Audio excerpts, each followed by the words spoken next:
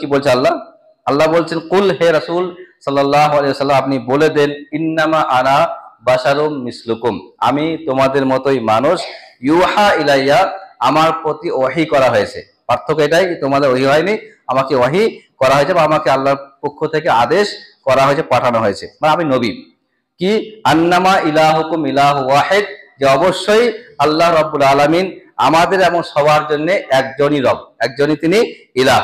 ফামান কানা ইয়ারজু লিকা রাব্বিহি, অতএব তোমাদের মধ্যে যে ব্যক্তি আশা করে আল্লাহর সঙ্গে সাক্ষাতের, যে ব্যক্তি আশা করে আল্লাহর সঙ্গে সাক্ষাতের, কি করবে সে? ফালইয়ামাল আমালান সালিহান, সে যেন অবশ্যই সৎ আমল করে, নেক আমল করে, নেকির কাজ করে। ওয়ালা ইউশরিক বিইবাদাতি রাব্বিহি আহাদা, আর আল্লাহর ইবাদতের সাথে কোনো ব্যক্তিকে শরীক না করে। এটা স্পষ্ট কথা, কোনো গোজামিল নেই, বুঝতে অসুবিধা কিছু নেই। সহজ সরল তর্জমা একটা, কি বললেন? প্রথম দিক, আমি তোমাদের মতো মানুষ, আমার প্রতি ওহী করা হয়, সবার রব আল্লাহ বা ইলাহ তিনি। আর যদি কোনো ব্যক্তি আল্লাহর সঙ্গে সাক্ষাৎ করা আশা রাখে, অর্থাৎ সাক্ষাৎ করতে হবে, জরুরি এটাই, কারণ মৃত্যু থেকে মানুষ বাঁচতে পারেনি আর পারবেও না, সাক্ষাৎ আশা রাখে, সেটা অবশ্যই ভালো আমল করে আর শিরিক না করে। মাত্র বিষয় এখানটাতে, ভালো আমল করে আর শিরিক না করে, তার মানে আমল করলেই শুধু হবে না, শিরিক থেকেও আপনাকে বাঁচতে হবে। যদি আপনি সারা জীবন আমল করে যান, শিরিক থেকে না বাঁচেন, সেই আমল কোনো কাজে আসবে না। কারণ আমি বলছি না, এটা কোরআন বলছে। কাকে বলছেন? রাসূলুল্লাহকে বলছেন। লাইন আশরাকতা লা ইয়াহবাতান্না আমালুক, হে নবী মুহাম্মদ সাল্লাল্লাহু আলাইহি ওয়াসাল্লাম, যদি আপনিও শিরিক করেন তাহলে আপনারও সমস্ত আমল নষ্ট হয়ে যাবে। আমি না, কিন্তু রাসূলুল্লাহকে বলা হচ্ছে, যার পক্ষে সম্ভাবনাই ছিল না, যিনি শিরিকের রাস্তায় ছিলেনই না, এমনকি তিনি যখন নবী হননি তখনও শিরিক করেননি, তাকে বলা হচ্ছে, হে নবী, আপনিও যদি শিরিক করে নেন, আপনিও যদি শিরিকে জড়িয়ে পড়েন, আপনাকে আল্লাহ মাফ করবেন না, আপনারও আমলনামা বাতিল হয়ে যাবে। এটা আল্লাহ কেন বলছেন? রাসূলুল্লাহর ক্ষেত্রে বলা হয়েছে ওনাকে দিয়ে, আমাদেরকে বলা হয়েছে। অর্থাৎ যত বড়ই আমলকারী হোক না কেন, যত বেশি আমল হোক না কেন, সমস্ত আমল, সমস্ত নেকির কাজ ফালতু হবে, বেকার হবে, কোনো কাজে আসবে না যদি সেই ব্যক্তি শিরিক করে বসে। তাহলে ইন্নাল হামদুলিল্লাহ নাহমাদুহু ওয়া নাস্তাঈনুহু ওয়া নাস্তাগফিরুহ ওয়া নাউযু বিল্লাহি মিন শুরুরি আনফুসিনা ওয়া সাইয়্যাতি আমালিনা। من يهد الله فلا مضل له ومن يضلل فلا هادي له واشهد ان لا اله الا الله وحده لا شريك له واشهد ان محمدا عبده ورسوله اما بعد فان خير الحديث كتاب الله وخير الهدي هدي محمد صلى الله عليه وسلم وشر الأمور محدثاتها وكل محدثة بدعة وكل بدعة ضلالة وكل ضلالة في النار. فقد قال الله تعالى في كلامه المجيد: أعوذ بالله من الشيطان الرجيم. بسم الله الرحمن الرحيم. لقد كان لكم في رسول الله أسوة حسنة لمن كان يرجو الله واليوم الآخر وذكر الله كثيرا.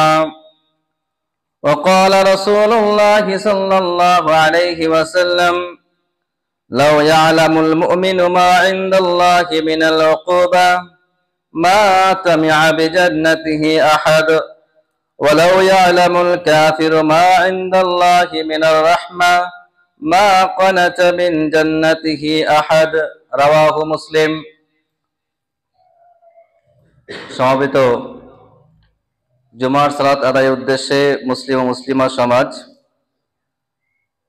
প্রশংসা, হামদ, সানা আল্লাহ রাব্বুল আলামিনের, যার সংক্ষিপ্ত প্রশংসায় বলি আলহামদুলিল্লাহ।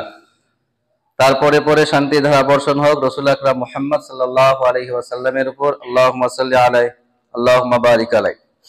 আমি আপনাদের সামনে সূরা আহজাবের 21 নম্বর আয়াত তেলাওয়াত করেছি। আর সহিহ মুসলিমের 2755 নম্বর হাদিস পড়েছি। এই দুইকে সামনে রেখেই বক্তব্য রাখবো, কথা হবে, আলোচনা হবে ইনশাআল্লাহ।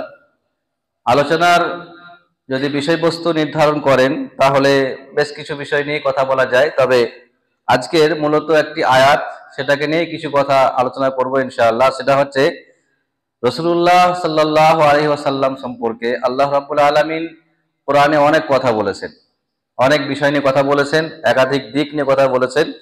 আর তার মধ্যে একটি গুরুত্বপূর্ণ আয়াত এইটি, যেটা আমি তেলাওয়াত করেছি। আমরা অনেক আয়াতটা জানি বা শুনেছি বা অনেকবারই বিষয় নিয়ে আলোচনা হয়েছে। সেটা হচ্ছে লাকাদ কানা লাকুম ফি রাসূলিল্লাহি উসওয়াতুন হাসানা। এইটুকু আমরা শুনেছি, লাকাদ কানা লাকুম ফি রাসূলিল্লাহি উসওয়াতুন হাসানা।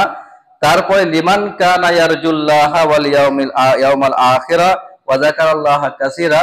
আজকের বক্তব্য অনেকখানি শেষের দিকটা নিয়ে কথা হবে, প্রথম দিক নিয়ে অবশ্যই কথা হবে। সহজ করে বললে হয়, রাসূলুল্লাহ সাল্লাল্লাহু আলাইহি সাল্লামের আদর্শই হচ্ছে পৃথিবীর শ্রেষ্ঠ আদর্শ, সেটা হোক মুসলিমের জন্য বা হোক অন্যান্য সম্প্রদায়ের জন্য। যদি মানুষ নিরপেক্ষ দৃষ্টিকোণ থেকে দেখার চেষ্টা করে তাহলে আল্লাহ রসুল সাল্লাল্লাহু আলাইহি সাল্লামের আদর্শের বিকল্প কোনো আদর্শ তারা খুঁজে পাবে না, কোনো দিক থেকে না। সেটা ধর্মীয় জীবনে বলতে পারেন, সামাজিক জীবনে বলতে পারেন, পারিবারিক জীবনে বলতে পারে, অথবা ব্যক্তিগত জীবনে বলতে পারেন। সার্বিক জীবনে একমাত্র নিখুঁত আদর্শ যদি হয় সেটা হচ্ছে আল্লাহ রসুল সাল্লাল্লাহু আলাইহি সাল্লামের জীবনী, তার আদর্শ, তার জীবনধারা। এটা হচ্ছে স্পষ্ট কথা। আমরা মুসলিম হিসাবে এটা 100% বিশ্বাস করি, কারণ আমাদের ইমানের একটা অংশ হচ্ছে তার উপরে বিশ্বাস রাখতে হবে। আমরা এটাও মনে করি যদি কোনো ব্যক্তি রাসূলুল্লাহর আদর্শের প্রতি বিশ্বাস না রাখে, সঠিক ধারণা না রাখে, তাহলে সেই ব্যক্তির পক্ষে জান্নাতে যাওয়ার সম্ভাবনা মোটেও নেই। এটা আমাদের পুরোপুরি 100% ধারণা, আর এটাই 100% সঠিক, কোনো দ্বিমত এখানে থাকছে না। সেটা একাধিক বিষয় নিয়ে হতে পারে। এখন কথা যেটা হচ্ছে যে আল্লাহ রসুল সাল্লাল্লাহু আলাইহি ওয়াসাল্লামের আদর্শ সর্বপর্যায়ের জন্য যথেষ্ট, এই বিষয়টা আমরা মুসলিমরা অনেক সময় ভুলে যাই, অনেক সময় খেয়াল করি না, অনেক সময় অবহেলার শিকার হয়, অনেক সময় অনীহার জায়গাতে আমরা পৌঁছে যাই। আর এটা নিয়েই প্রশ্ন উঠে আসে। আর তখনই কথা বলতে হয় যখন প্রশ্ন উঠে আসে। আমাদের সমাজে কিছু বিষয় দেখবেন যে খুবই মারাত্মক। নামাজ পড়া ভালো কাজ না খারাপ কাজ? সমস্ত মুসলিম একমত, নামাজ পড়া ভালো কাজ। হজ করা নিঃসন্দেহে ভালো কাজ, যাকাত দেওয়া অবশ্যই ভালো কাজ, দাড়ি রাখা নিঃসন্দেহে ভালো একটা কাজ, ইমানি একটা কাজ, সবাই জানি আমরা না? এখন তারপরে দেখবেন যখনই কোনো সমস্যা হয় আমাদের সামাজিক মানে ব্যক্তিগত জীবনে বলেন, পারিবারিক জীবনে, সমাজ জীবনে বলেন, তখন প্রথমেই কথা হয় এগুলো নিয়ে। নামাজি ব্যক্তি এই কাজ করছে, বুঝছি আমরা, হজ করে এসে এই কাজ করছে, দাড়িওয়ালা মানুষটা এই কাজটা করতে পারলো, ইত্যাদি কথাবার্তা, ইত্যাদি কথাবার্তা। তারপরে দ্বিতীয় একটা স্টেজ যেটা শুরু হয় সেটা আরো মারাত্মক। সেটা হচ্ছে যে শিক্ষা দেওয়ার মানুষটা কে হতে পারে। সে তখন ভুলেই যায় যে আমরা সবাই মুসলিম, আর সবার একটা শিক্ষক হচ্ছেন রাসূলুল্লাহ সাল্লাল্লাহু আলাইহি ওয়াসাল্লাম। এখন যদি কোনো মুসলিমকে কারো নাম দিয়ে দোষী করতে হয় তাহলে কি বলতে হবে? তোমার রাসূলের শিক্ষা ভুল বলা যাবে? বলতে পারবে কেউ? জি না। এই জায়গায় বলবে, মুসলিমরা বলবে না, অমুসলিমরা বলছে। কিন্তু ওরা যেহেতু রাসূলুল্লাহকে ভালোবাসেন না, চেনেন না, পড়াশোনা করেননি, তার সঙ্গে ধারণা নেই বা কম ধারণা, তারা কি বলে? তোমাদের নবীর শিক্ষা কি এটা? তারা বলে। তো তারা যেমন আমাদেরকে রসুলের নাম দিয়ে কটাক্ষ করে, আমরাও ঠিক একই কথা শুনতে পাই। কিন্তু আমাদের মধ্যে ঠিক একই ধরনের কথাবার্তা আমাদের কানে ভেসে আসে। মসজিদ নাম দিয়ে বলেন, মাদ্রাসার নাম দিয়ে বলেন, আলেমদের নাম দিয়ে বলেন, ভালো ব্যক্তি নাম দিয়ে বলেন, হাজী সাহেবের নাম দিয়ে বলেন। যদি কোনো একটা ছেলে সন্তান মনে করুন, সে 5 ওয়াক্তের নামাজি পরিবারের ছেলে, সে যদি কোনো ভুল করে তখন মানুষ কি বলে? নামাজি ঘরের ছেলে দেখো, আলেমের ছেলে দেখো, হাজির ছেলে দেখো। হাজি কি করলো বলতে পারেন? আপনি যদি ইনসাফ পরায়ণ আপনি হন, যদি আপনি ন্যায় পরায়ণ ব্যক্তি হন, তাহলে আপনি কি খবর নেন বাড়িতে গিয়ে যে হাজি সাহেব শিক্ষা দিচ্ছেন কিনা, এটা ওই নামাজি ব্যক্তি শিক্ষা দিচ্ছে কিনা। এটা আমার বাপ নামাজ পড়ে, তার জন্য আমি ভুল করলে না বাপকেই গাল দিতে হবে, এটা কোথাকার শিক্ষা বলতে পারা যায়? এটা হচ্ছে অপরাধ। এটা হচ্ছে সব থেকে বড় 2 নম্বরই কথা, সব থেকে বড় মারাত্মক কথা। সে বুঝতেই পারছে না কারো দোষ, কাউকে দোষী করছি, দোষ করছে কেউ আর দোষী করছি আর কাউকে। এটা হচ্ছে বাজে দিক একটা। আর এটা শুধু অমুসলিমদের মধ্যে নয়, আমাদের মধ্যে একই অবস্থা। আর যার জন্য প্রথম টার্গেটটা হয় উপর থেকে শুরু হয়ে থাকে, উপর থেকে শুরু হয়ে থাকে। আমি এই কথাগুলো আগে বলি, কেন বলছি বলেও দিই। আমাদের এখানে ছাত্রছাত্রী পড়াশোনা করে, ভালো মোটা অঙ্কের ছাত্রছাত্রী পড়াশোনা করে এখানে। তো সেই ছাত্রছাত্রী যখন বাইরে কোথাও কম বেশি ভুলভাল করে, করতেই পারে, হতে পারে না, পারে না, বাচ্চা বাচ্চাই হয়, সে ছাত্র হোক আর সাধারণ ছেলে হোক, বাচ্চা ছেলে বাচ্চা ছেলেই হয়, কম বেশি হতে পারে। আমি ভুলটা সমর্থন করছি না, তারপরও বলছি, তারপরও ভুল হতে পারে। এখন সে ভুল করছে, তখন কি কথা আসছে, তোমার শিক্ষক এই শিক্ষা দিচ্ছে, তোমার ইমাম সাহেব এই শিক্ষা দেয়, ওই মসজিদে এই শিক্ষা দেওয়া হয় নাকি? এর মানে কি হয়? এখন আপনি যে একদিন কথা এখানে বললাম, মনে হচ্ছে সেটা হচ্ছে এরকমই যে আপনি একজনের ভুলের জন্য যে একটা পুরো সম্প্রদায়কে দায়ী করছেন, একটা মসজিদবাসীকে দায়ী করছেন, সকল নামাজিকে দায়ী করছেন। আপনার এই একটা ভুলের জন্য যে আল্লাহ প্রশ্ন করে আপনাকে, আপনি জবাব দিতে পারবেন না। কারণটা কি? আপনি যখন মসজিদকে টার্গেট বানাচ্ছেন, তার মানে হচ্ছে সেই মসজিদের সবাই দায়ী, অথচ কোনো ব্যক্তি তার ভুলটাকে সমর্থন করছে না। তাহলে কেউ সমর্থন করলো না, অথচ আপনি সরাসরি একটা সমস্ত মুসল্লিকে দায়ী করলেন, দোষী করলেন, কটাক্ষ করলেন, মন্তব্য করলেন। এই মন্তব্য যে এই সমস্ত মুসল্লি যদি আপনাকে বলে, আল্লাহর কাছে গিয়ে বলে যে আল্লাহ আমি কোনো দোষের দোষী ছিলাম না, সমর্থন করিনি, শাস্তি দিস রাখে, আমরা ভুল বলেছি, তারপর আমাকে দোষী করা হয়েছে, আপনি কি জবাব দেবেন? এটা হচ্ছে আমাদের সমস্যা, এটা হচ্ছে আমাদের কমজোরি। কমজোরিটা কি? যে আমরা বুঝতেই পারি না কোথায় ভুলটা করছি, ভুল শাস্তি কি হতে পারে। এটা সমস্যা। কেন হয় কথা বলো, সেটা পরে আসবে ইনশাআল্লাহ, এটা আমি পরে বলবো। তার আগে কথা বলে নি যে আমরা যে রসুল সাল্লাল্লাহু আলাইহি ওয়াসাল্লামের আদর্শ নিয়ে আগে বাড়ছি, বা যাকে নিয়ে আমরা এত গর্ব করি, অহংকার করি, ভালোবাসি, সে রসুল সাল্লাল্লাহু আলাইহি ওয়াসাল্লাম সম্পর্কে আল্লাহ অনেক কথা বলেছেন, অনেক কথাই বলেছেন। তার মধ্যে একটা আয়াত কি বলে আল্লাহ, লাকাদ কানা লাকুম ফি রাসূলিল্লাহি উসওয়াতুন হাসানাহ। এখন যেভাবে দেখবেন আল্লাহ রসুল সাল্লাল্লাহু আলাইহি ওয়াসাল্লাম, তিনি এতটুকু কথা আপনি দেখাতে পারবেন না, বা কেউ দেখাতে পারবে না, যে কথার মাধ্যম যে কোনো একজন মানুষ ভুল পথে হাঁটতে পারে, কোন একটা মানুষ ভুল কাজ করতে পারে। কোন একটা উপদেশ এমন দেওয়া হয়নি যা করলে পৃথিবীতে অশান্তি হতে পারে, নেই, একটাও নেই। তারপরও আমাদের কম বেশি ভুলের জন্য দায়ী করা হয় কাকে? রাসূলুল্লাহ সাল্লাল্লাহু আলাইহি সাল্লামকে। ঠিক একইভাবে দায়ী করা হয় আমাদের লোকাল পর্যায়ে, একই অবস্থা।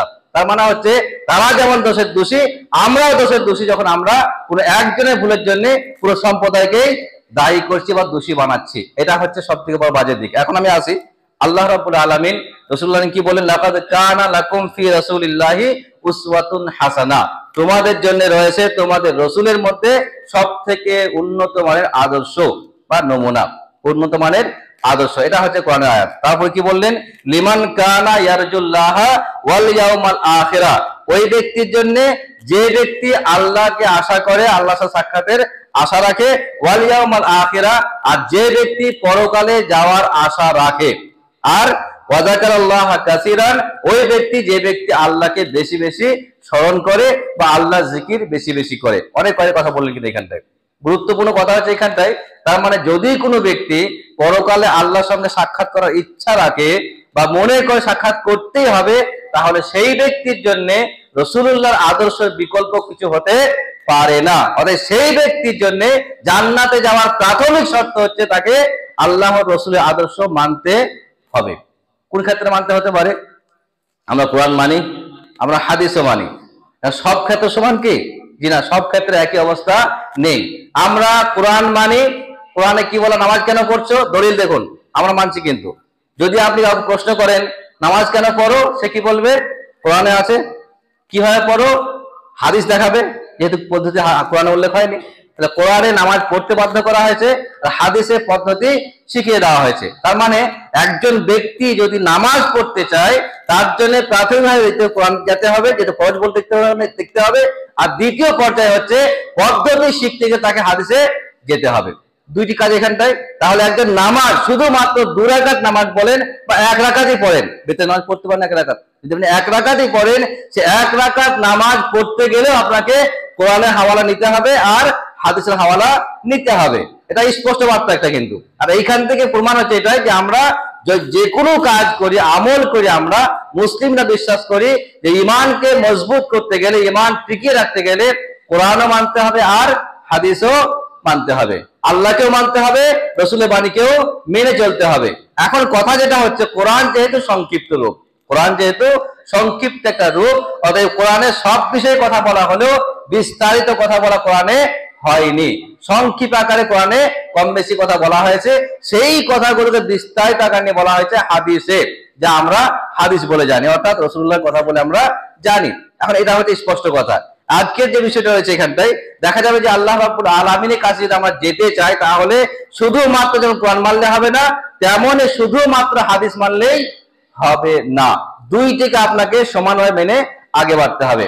আল্লাহ রাব্বুল বললেন কানা লিমান কানা ইয়ারজুল্লাহ ওয়াল ইয়াউমাল আখিরা, ওই ব্যক্তি যে ব্যক্তি কিয়ামত এবং আল্লাহর সঙ্গে সাক্ষাতের আশা রাখে, সেই ব্যক্তি যিনি আদর্শ হচ্ছে মুহাম্মদ সাল্লাল্লাহু আলাইহি ওয়াসাল্লাম, রাসূলুল্লাহ সাল্লাল্লাহু আলাইহি ওয়াসাল্লাম। এখন তাহলে যদি কোনো ব্যক্তি মনে করেন যে আমি আল্লাহ রাসূলের আদর্শ মানলাম না, তরিকা মানবো না, শুধু কোরআন মেনে আগে বাড়বো, তাহলে সেই ব্যক্তির জন্য আপাতত মনে করতে পারেন সেই ব্যক্তি আল্লাহ রসুলের সঙ্গে কথা না মানার জন্য বা আদর্শ না মানার জন্য সেই ব্যক্তি স্বীকার করছে যে আমি আল্লাহর সঙ্গে সাক্ষাৎ করব না।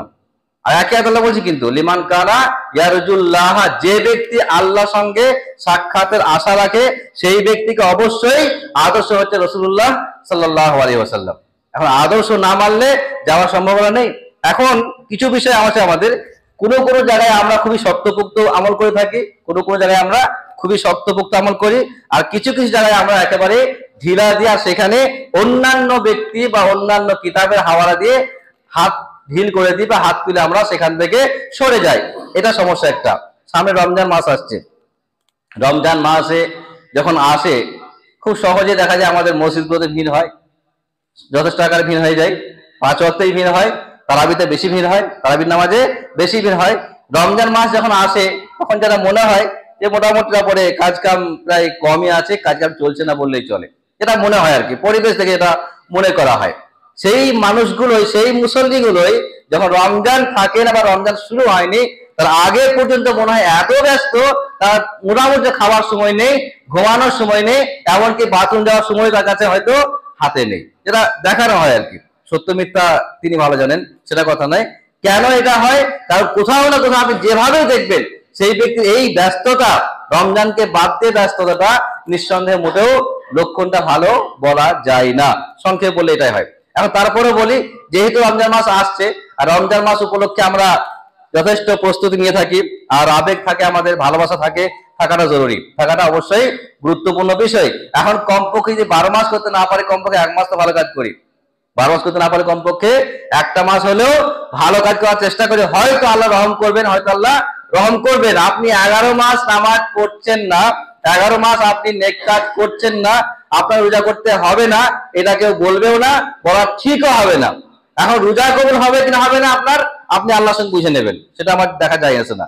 আপনি রমজান মাসে 5 ওয়াক্তে মুসল্লি হয়ে যাচ্ছেন, তারাবিও পড়ছেন, আপনি সেই নামাজ কতটা গ্রহণযোগ্য হচ্ছে সেটা কিন্তু আপনি আল্লাহর সঙ্গে বুঝাপড়া করবেন। এখানে মাঝে আমি ঢুকতে চাইছি না, তবে হ্যাঁ স্পষ্ট বার্তা এটাই যে আপনার কাজটা মোটেও ঠিক হচ্ছে না।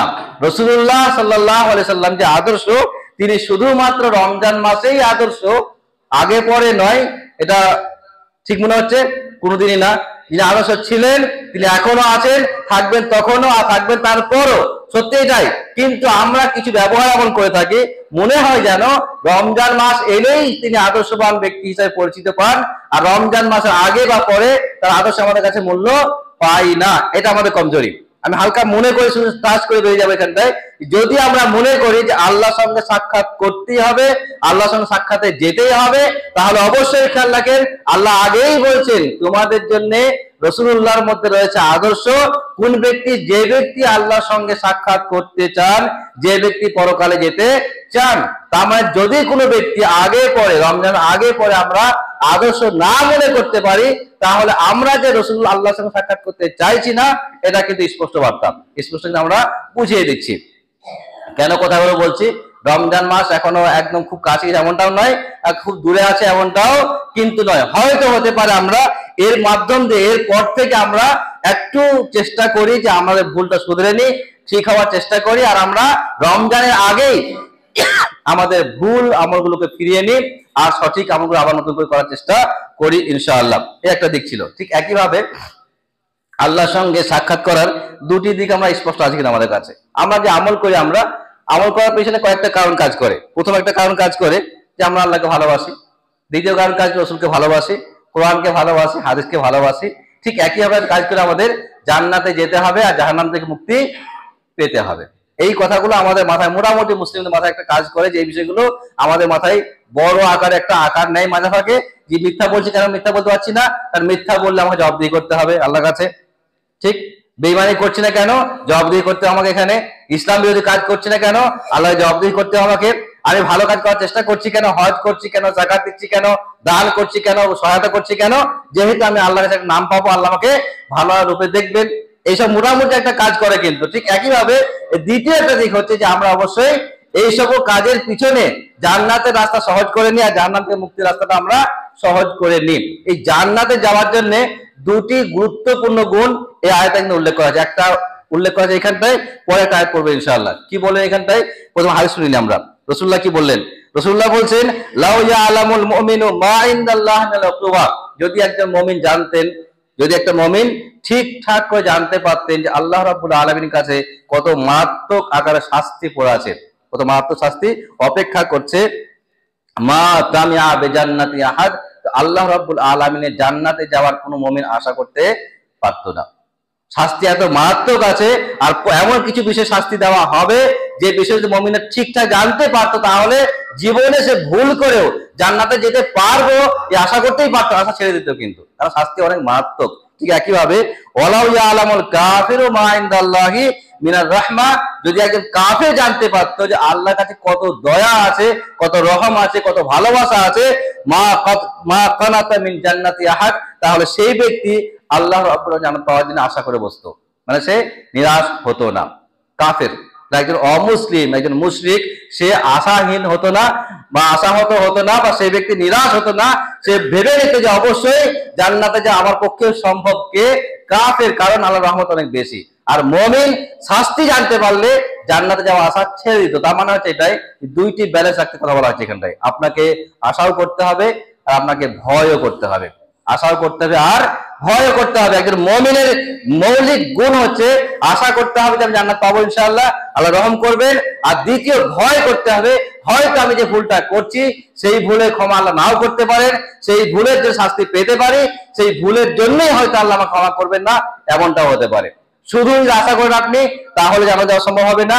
আর যদি শুধুই আপনি ভয় করেন, তাও জান্নাত যাওয়ার সম্ভাবনা হবে না। অতএব আমাকে দুইটি মৌলিক গুণ সাথে লাগাতে হবে। তার মানে হচ্ছে কিয়ামতের দিনে জান্নাত যাওয়ার জন্য মৌলিক দুটি গুণ দরকার আছে আমাদের। কি কি? এক, আশা করতে হবে যে আল্লাহ রাব্বুল আলামিন আমি তার বান্দা, অতএব আমি ভুল করতে পারি, ভুল হতে পারে, আমি ইস্তিগফার করব, মাফ চাইবো, আল্লাহ মাফ করবেন, আর তারপর তিনি আমাকে অবশ্যই জান্নাতে দেবেন। এটা একটা দিক, আশা এটা। দুই নম্বর হচ্ছে ভয় করতে হবে, যদি মারাত্মক কিছু ভুল করি, একই ভুল একাধিকবার করি, হয়তো আল্লাহ ক্ষমা করবেন না, আতঙ্কে থাকতে হতে পারে, এই ভুলের জন্য হয়তো আল্লাহ আমাকে কি করবেন, জাহান্নামে দিতে পারেন। এই দুইটি গুণ যদি রাখতে পারা যায় তাহলে সহজ, আর নচেত কিন্তু খুবই মারাত্মক পর্যায়ে আমাদের অবস্থা হতে পারে। সহজ করে বলি, আল্লাহ রাব্বুল আলামিন ওই আয়াতটা, সূরা আহজাবের যে আয়াতটা পরে 1 নম্বর আয়াত, যেটা সে আয়াতে আল্লাহ রাব্বুল আলামিন মারাত্মক গুণটা বুঝিয়ে, সেটা হচ্ছে এটাই, জান্নাতে যাওয়ার জন্য মৌলিক দুটি শর্ত, একটা হচ্ছে আদর্শ রাসূলকে মানতে হবে, আর দ্বিতীয় হচ্ছে আল্লাহ রাব্বুল আলামিনের সঙ্গে সাক্ষাৎ করতে হবে। এটা আমাকে ভুললে চলবে না। এখন বলেন দেখি, যদি মনে করে বলে দেওয়া হয় আমাদের মসজিদটায় সিসি ক্যামেরা টাঙানো হয়েছে, মোটামুটি বাইরে ভেতর টাঙিয়ে দেওয়া হয়েছে, বোর্ড টাঙতে বাইরে যে আপনি এখন সিসি ক্যামেরার আওতাভুক্ত আছেন, টাঙিয়ে দেওয়া হয় না? কেন টাঙাতে হয়? যাতে আপনি সাবধান থাকেন, কথা বলতে মাফ করে কথা বলবেন, চলাফেরা মাফ করে করবেন, বা কোনো আচরণ করতে গেলে আপনি সাবধান থাকবেন। সত্যি কথা এটাই। এই যে ভয় একটা, এই যে একটা আতঙ্ক, ভয় মনে কেন কাজ করছে? কারণ আপনি জানেন আমি যা কিছু করছি, যা বলছি, যা করছি সব রেকর্ড হচ্ছে, আর সেটা যে কোনো মুহূর্তে যে কেউ চাইলে সেটাকে দেখতে পারবে, দেখার সম্ভাবনা থাকছে। এখন আমরা পৃথিবীর সামান্য একটা সৃষ্টি, সামান্যই বলি, আল্লাহর সৃষ্টি মোকাবেলা এটা কিচ্ছু না। আল্লাহর সৃষ্টি মোকাবেলা এটা কিচ্ছু না। সেই সৃষ্টিতে আমরা এতটা আতঙ্কিত, অথচ আমরা ভালো করে জানি আমরা যে জমিনে চলাফেরা করছি, সেই জমিনে আমাদের সমস্ত আমল রেকর্ড করা হচ্ছে। জানি না আমার ইতিহাস? বাস্তব অবশ্যই খবর দিবে, আল্লাহ কোরআনে বলছেন। ঠিক একইভাবে আমরা ভালো করে জানি আমাদের সাথে দুজন ফেরেশতা থাকে, একজন নেকি লেখেন আর একজন গুনাহ লিখেন, লিখছেন না? যেখানে জানি কেন যা কিছু করে আমি, মানুষ বুঝতে পারুক বা না পারুক, মানুষ দেখতে পাক বা না পাক, মানুষ সেটাকে বুঝতে পারলে বা না পারলে কোনো সমস্যা নেই, এরা কিন্তু বুঝতে পারা সেটাকে নোট করে, নেকি নেকি লিখে, গুনাহ হলে গুনাহ লিখে। এই বিষয়গুলো খুব স্পষ্ট কথা, খুব মারাত্মক কথা নয় কিন্তু। 3 নম্বর দিক হচ্ছে ফেরেশতা যদি ভুলেও যান, মাটি দেখা কথা ভুলেও যায়, আল্লাহ রাব্বুল আলামিন আমার সমস্ত বিষয় সম্পর্কে সম্যক জ্ঞান রাখেন। মাঝে থাকে আমরা যতটা আল্লাহকে বিশ্বাস করি অতটাই আল্লাহকে আমরা ভুলে যাই যে আল্লাহ আমাদের কত ক্ষমতা রাখতে পারে। অতএব যদি আমরা মনে করি যে কিয়ামতের দিনে আল্লাহর সন্তুষ্টির পাত্র হতে চায়, রাজির পাত্র হতে চায়, অবশ্যই আমাদেরকে খেয়াল রাখতে হতে পারে, যে কথা সহজ করে বলিনি আবারও, যে আমাদেরকে আদর্শ রাসূলুল্লাহ সাল্লাল্লাহু আলাইহি সাল্লামকে মনে করতে হবে। দ্বিতীয়, আশা করতে হবে আল্লাহর সঙ্গে সাক্ষাতের, আর এটাও আশা রাখতে হবে যে আল্লাহ অবশ্যই আমাদের ক্ষমা করতে পারেন। আবার তৃতীয় দিক হচ্ছে আমাকে ভয় রাখতে হবে যদি মারাত্মক পাপ করি, একই পাপ বারবার করে আল্লাহ ক্ষমা নাও করতে পারে। অতএব সামনে রমজান মাস আসছে, আমরা একটু সাবধান হয়ে যাই, একটু ভুলটা ঠিক করার চেষ্টা করি, আর নামাজে বা ইসলামের দিকে আমরা অ্যাক্টিভ হওয়ার চেষ্টা করি, আর যে ভুলগুলো করে আসে ছেড়ে বেরিয়ে আসি, আর আমরা যে ভুলটা করলে ভালো হবে না সেই ভুল থেকে আমরা অবশ্যই সরার চেষ্টা করি। আল্লাহ দোয়া করি আল্লাহ আমাদের সকলকেই সমস্ত রকম ভুল থেকে রক্ষা করেন এবং সব রকমের নেকির কাজ করার তৌফিক দান করেন, আমিন।